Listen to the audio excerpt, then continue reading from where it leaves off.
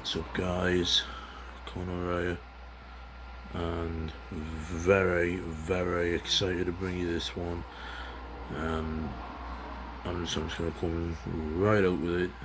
This is the very first episode of Storytime with Connor.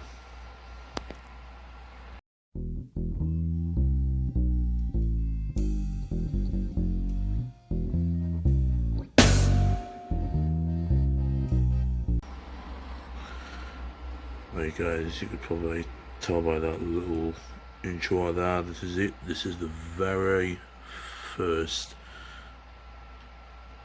episode of Storytime with Connor. Now, for the first one, the first one's a bit of an interesting one because it's about my first experience of any of the dungeons in the UK. Bearing in mind, it was in York when I was on holiday in York last year, and it was just a really fucking killer time. So allow me to tell you the tale, my friends. Alright, so this one starts on a Monday, because I usually go away on holiday with my parents, my sister, brother-in-law, my nieces and my nephew, so there's usually 8 of us, and share one caravan. And last year it was a really good time, and I would have to say the highlight of the whole thing, apart from having a walk around Whitby, which I may get to in a later episode. This was when I first experienced the York dungeons. So anyways, first day, Pax always shit in the car, gets in the car, gets starts doing boarding, gets something to eat, drink, gets down to York, gets checked in, gets into the caravan, everything's good. The next day, and I was certain it was the next day, we went to the dungeons on the Tuesday. I'd never been to any of the dungeons in the UK prior to this. I wanted to, but I never had been. And I was like a little bit, nervous because I wasn't sure what was gonna happen or stuff like that. Like the typical, like the whole what the fuck's gonna happen kind of thing. But really, it was really my main feelings at the time was the whole euphoria of doing something new and exciting, and excitement was there with the euphoria, and just couldn't wait to go in and do it, and so we goes in obviously we're paid to go in everything, and what we do, and the first thing we done was one of the employees, this guy who works at the dungeons, stops me for a photo. It's a family photo. Me, my parents, sister, brother-in-law, nieces, nephews, and all that. And what and holding swords and signs and everything. So I get all that done, and the first bit we get into is a bit about the Vikings and the Vikings and when the Vikings like invaded England and all that. And when we got in there, the guy who played, like, I don't know what you would call him back then, like kind of like the leader of the Viking army, I'd say, like the man kind of thing. No word of a lie, and if you're British like myself, you'll get this. No word of a lie, dude looked like Nick from My Family. No word of a lie. No fucking word of a lie. No bullshitting you out like that. Anything like that. He genuinely looked like Nick from My Family. So as you don't know what My Family is, if you're from another country, it was essentially this British sitcom that was on the air, and it was funny as fuck. Really was. Anyways, I get sidetracked with a man with actual story here. So the whole Viking thing starts up, and the whole show, I've got to say this now, guys, the whole show, this guy whose name I've completely life forgotten, and my sister were the only two who got picked for every fucking thing. That dude, I've got no clue why, because he was wearing like dark things, but the one main reason I've got, but the only reason I've got for why my sister was chosen every fucking time was because she had a red puffer jacket with her, and she was wearing that on the day, and honestly, it was dark as fuck in the dungeons, so it made her stick out like a sore fucking thumb. No word of a lie. So she ended up getting picked for everything. And from what I can remember, my sister and this guy were made to stand in, was it like barrels or something? And I'm trying to remember what happened.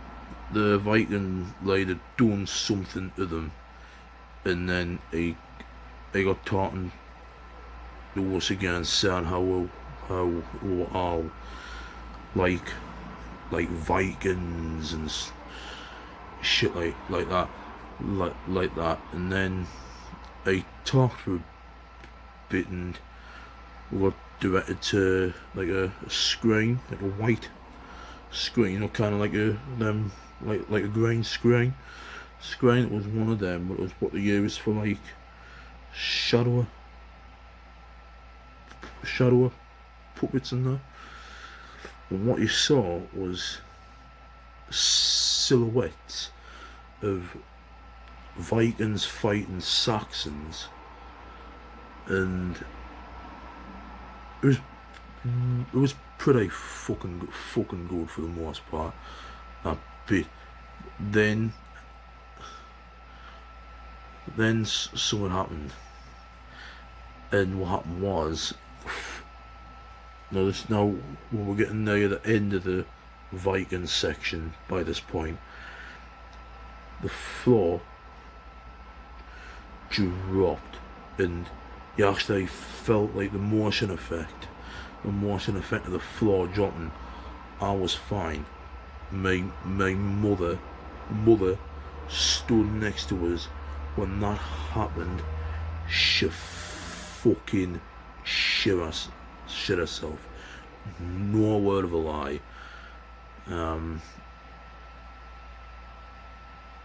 and she shit herself. Excuse me, guys. I'm gonna close my door for some reason. It keeps opening. I've got to keep closing the bastard. Anyhow, what was it? Oh yeah, the floor and dropping and the motion effects and all that. Honestly, my mother fucking shit herself. I was fine, and I was right at the front of it all. Like, I was in front of like every right fucker else who was at that. It was that on the day. And then, if I remember right, the next place we got directed to, went to after the Viking part was I believe, I think a bit time passed because it was going through all different like historical periods. It was going from, it was like the history of England thing and like witches and all that. It was going from the Viking era when they invaded England to about the late 16th century, round to about 17th century, right?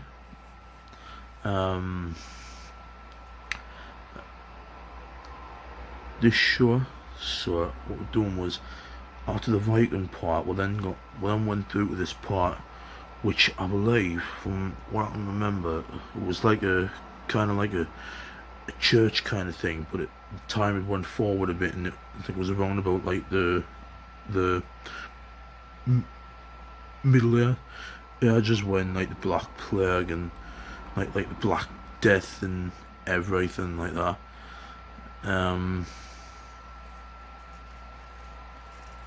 Not like the Great, no, I think it was the Great Plague in the Middle Ages. Yeah, just like around about that time, and then by the time we got told something else, something I can't remember now. But then we got led through a dark, kind of like hallway, to the scene where there was a few benches when we went in, and there was a guy dressed in, like, he was dressed like kind of like a medieval doctor, but I think he was wearing a chef's hat from what I can remember. And he said somewhat along the lines of, the doctor died of the plague, and I've had to take his place and all this shit. And what hard was, he had like there was a chair behind like a white curtain that went all the way around the chair, so you couldn't see what was happening behind the chair. You could quite possibly see like a bit of a shadow of what was, I think of word wouldn't fucking come. It was there like a silhouette of kind of like what was happening, and all you could, and once again, who got picked? My sister, because like I said, so with that jacket on, she stuck out like a fucking sore thumb. So what happened was, she got picked. She got told to go behind the curtain, sit down in the seat, and the guy dressed as the doctor, and the actor dressed as the doctor, went round into the curtain with her, and what he done was he showed like all these different tools, and that he had like, what I can remember, he had like different blades. I can't remember the specific blades now, but he had like different blades. I think at one point he had like one of them like quarping saws, like a quarping saw kind of thing, and I pretended to at my sister, and you get the sound effect of like a woman screaming. But at one point, this party did tell her that he was talking about some of the things they used back then for the plague, and I mentioned leeches as like one of the key users for the plague, and you got this feeling, and I said that the leeches seemed to have escaped, and you could feel under your arse. All of us sat on the benches could feel under our arses like leeches crawling, and they also had like a body, like a fake body laid out on the table. I mean, obviously it would have been like an actor playing like one of the dead victims, and a actor were at the dude, and what happened was they got splashed with what I think was like water, but it was meant to be like blood, you know what I mean? Like blood, you know what I mean? Then, if I'm not mistaken, went through the, I think a bit of time passed, and I'm trying to remember what happened next. I think we got sent through the,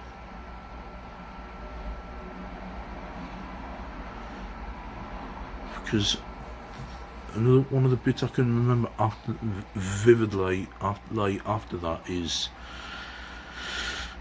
was sent. It was set out like a bit of like a courtyard, and I had like a guillotine and stuff like that,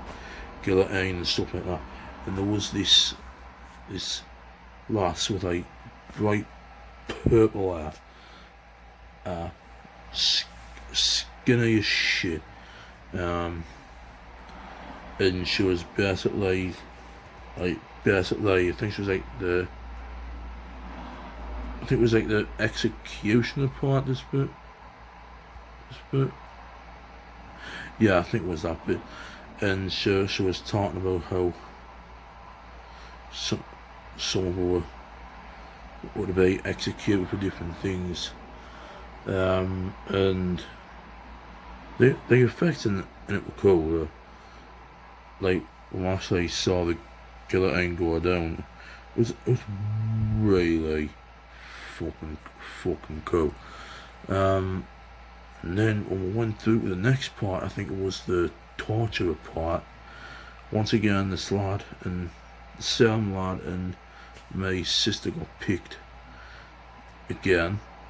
Once again, red jacket sticks out like a fucking sore thumb. Anyway, gets in there. Them two get picked again. Do all these different things, and this woman was essentially like, she was like the torture, and she doing all these like she demonstrated and like carried out all these different like medieval like torture techniques and stuff like that. It was really good. It was quite an educational thing to see what went on in them kinds of scenarios was back then. And then time seemed to flash forward a bit, and we got I believe it was we got the witch's part eventually, and the Curse of the Witch, that's what the show was called. So we got like what was like essentially like the main bit, because it was all about witchcraft and the witches and that kind of era, kind of like the Stuart era, Stuart era kind of thing, and gone through with that once again, Ma shitting herself, me completely fine, cool, calm, calculated, and what it was these two women wearing bars once again, Sister gets picked again. Obviously, red jacket. You know the fucking drill with that jacket by now. By now.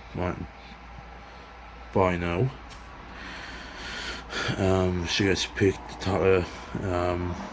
And the acting in this scene, phenomenal. The effects in that held the day. I've got no clue. No fucking clue.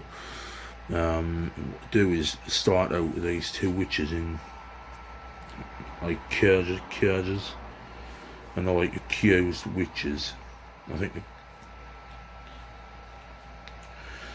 I think they go on about how they're like not witches, like in any sense, like shit like that.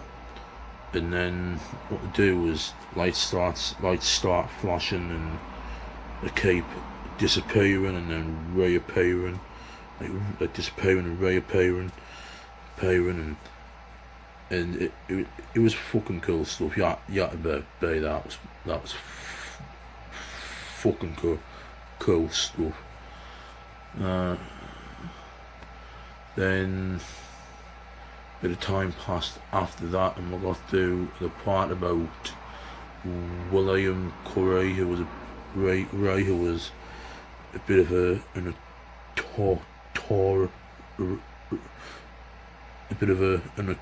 notorious and infamous dude.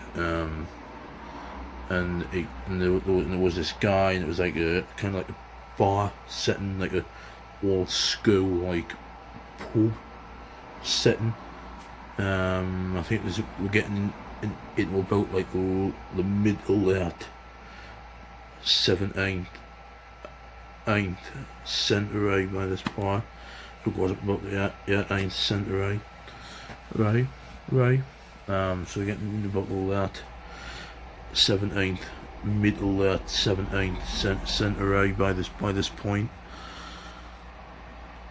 No, well, there was a part before that, I forgot to mention, which was like a woman, and it was set during the period, I think it was during the reign of Elizabeth I, where if you were Catholic, you had to be killed. You were killed for being like a Catholic and shit like that. And it was a woman who, in the whole setting, was meant to be like her one, and she was, and once again, these actors, no one knows who they all are. Not famous, they're just regular people, but they're like actors, you know what I mean, like not professional. The fucking damn well should be professional actors, especially this last in this bit I'm about to tell you about now, because her acting amazing. So we goes into the settings like her room, and she's like a Catholic woman who's dead like passionate about being a Catholic and being Christian and believing in like the Bible and stuff like that. And what it was the guards were coming to get her and all of us, as we had to, as part of the show, and like the audience interaction thing, we had to pretend to be Catholics, and there was a side room, like a door to the side, like the right hand side, and I was the first one to walk through.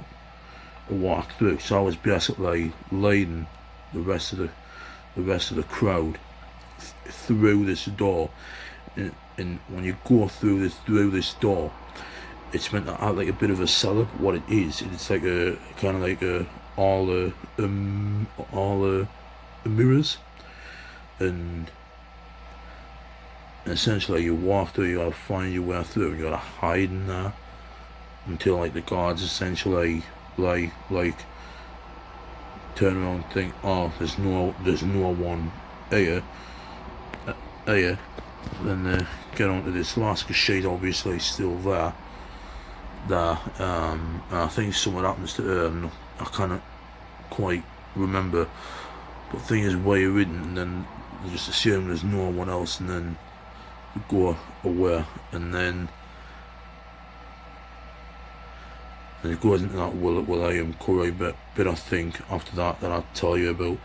And then the last part of the show is the Dick Turpin part, the eyewear man part, the Dick Turpin part.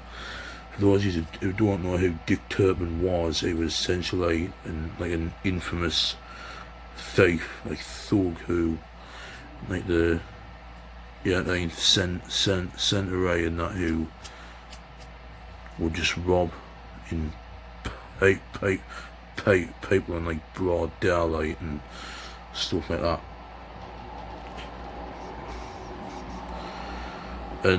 And there's a part where we'll get on like a carriage, kind of like a train kind of thing, and it didn't move, but you get like the whole like motion effect of like movement within like this cabin that we're all sitting, and there's this, and like you get all like the effect of like lights going past and all that, as if you actually are moving in this cabin. And there's this actress who was meant to like be our like protector from Dick Turpin and any crew he may have had. And then there's one point.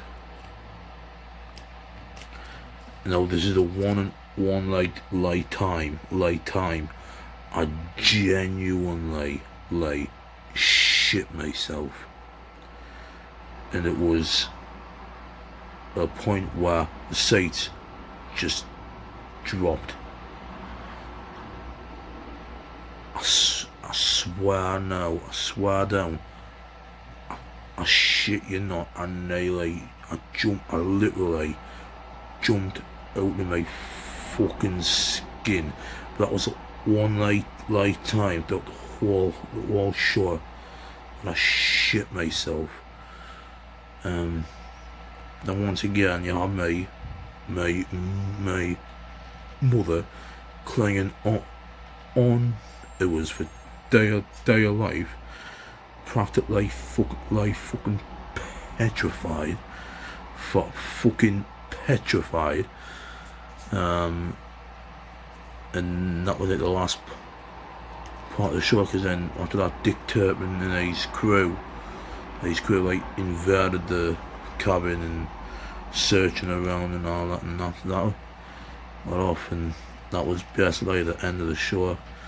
And what you do after that was there was like a little like place in the way to go and get like pictures, like your pictures, and they're coming like these like really like cool like frames, and there's like fucking blood inside them. What you can do is you can move like tilt like the frame about them, like the fucking blood slosh around and that. Really like cool. And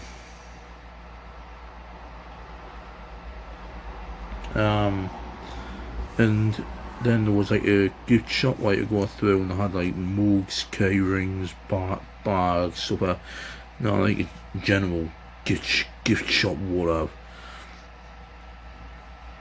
But I tell you, this place was someone like me who loves anything that's like dark and gothic and stuff like that. That place was like, honestly, I just loved it, and anyone else, it was like, they were like gothic and that, it was great because it also sold like little plush toy bats and stuff like that, like blood filled like key rings. I think it was with like bats inside them, with like fake blood inside them as well, and mugs and that. In fact, I've got a mug which I might put a picture of, in of at the end, so you can see what it looks like. Because it's a pretty fucking cool mug. Let us tell you. And that was it. That was essentially like the first ever time I'd stepped into any of the dungeons ever in the UK at all. Loved it, and we're going back to York in the summer. No, wait, I think we're going back to York in May, I think it is. So we're gonna have to see if we can do it again. The dungeons and that, because it was fucking brilliant. Let's tell you something. That shit fucking ruled. And I ain't making that up. That I genuinely mean that. I was honestly one of the greatest days of my life. Thoroughly enjoyed it, and I would definitely recommend to anyone who hasn't done it before. Go and do it. Full of thrills, chills, and it's just a really exciting time. Just a lot of fun. Just an overall good time, and I just loved it. And that is the end of the tale, my friends. Hope you enjoyed the very first episode of Storytime with Connor. Like I said, this is the one and only occasion where I'm going to be uploading it on a Friday, as part of my regular upload schedule. As of Saturday the 21st of March, episode 2, it's going to be uploaded on every Saturday from episode 2. But I should warn you, I should tell you in advance. Saturday I might be a bit busy on the 21st of March, because my Nana Diston, who tragically lay past it, where it'll be 3 years next Tuesday, the 7th. Tuesday, the 17th. That'll be 3 years. That'll mark 3 years since she tragically passed away. She passed away due to what was believed to be respiratory failure. I still miss her. I miss her heavily. I might do a bit of a tribute video on the 17th.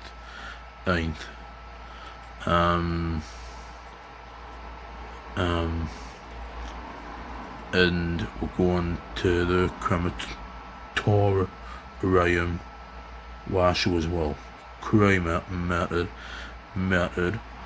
on the 29th of March 2017, but we're going up on the 21st, not only Not only because it'll have been 3 years since she passed away, but it's also yeah, on the 22nd of March, which is a Sunday, so I'll be going up to the crematorium with me mother and me auntie and stuff like that. So I'll try and get the second episode of Storytime with Connor, out is on that day. But as always, take care of yourselves. Have a nice day, night, week, whatever. Stay safe, take care of yourselves, and I'll see you in the next one. Keep on rocking, guys.